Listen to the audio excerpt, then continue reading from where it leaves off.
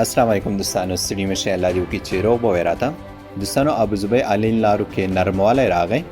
کوم چې نن ابوظبي حکومت دې باره کې اعلان وکړو، نو نننۍ ویډیو کې همدې باره کې معلومات در کوم چې ابوظبي آنلاین لارو لپاره نوی کم قانون دی.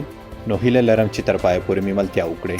ښه دوستانو، د اتمې میاشتې شلم تاریخ څخه کم چا چې وکسین کړي دي او د دوی الحسن اپلیکیشن کې ای یا ستوری نښان دی، نو دوی بغیر د ټیسټه کولی شي چې آنلاین ابوظبي ته داخل شي. دوستانو، کوم چا چې وکسین کړي وي او د پی سی آر یا د پوزیټیو ټیسټ وکړي، نو د په الحسن اپلیکیشن کې ای تر 2 ورځو لپاره وي.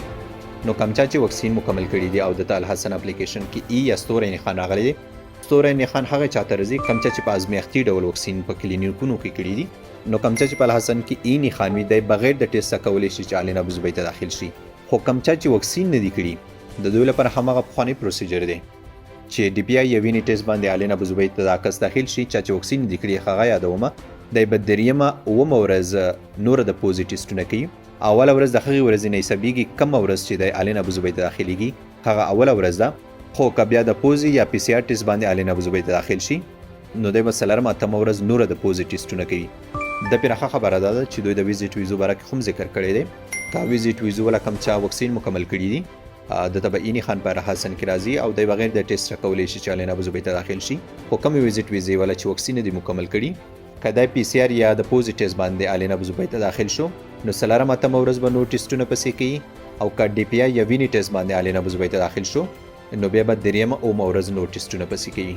دوستانو، د یادونې وړ د کوم څوک چې پی سی آر یا د پوزیټیو ټیسټ وکړي، هغه تر 48 ساعتونو پورې د اعتبار وړ دی. او کوم څوک چې ډي پی آی یا د وینې ټیسټ وکړي، هغه تر 40 ساعتونو پورې د اعتبار وړ دی. خو یو پیره کوم څوک چې ډي پی آی یا وینې ټیسټ باندې آنلاین ابوظبي ته داخل شي، هغه دوباره په ډي پی آی یا وینې ټیسټ باندې نشي داخلي دی. نو الله دې وکړي چې دا معلومات تاسو ته ګټور تمام شوي وي. د نور داسې معلوماتو لپاره تاسو احمد ټایمز تعقیبوئ، انشاءالله چې زه مو خبرومه. نور کوشش وکړئ دوستانو دا ویډیو نور ملګرو سره هم شریکه کړئ، تر څو دوی ته هم دې باره کې معلومات وشي. په اخره کې ستاسو د دعاګانو او سپورټ نه د زړه له کومې مننه کوم.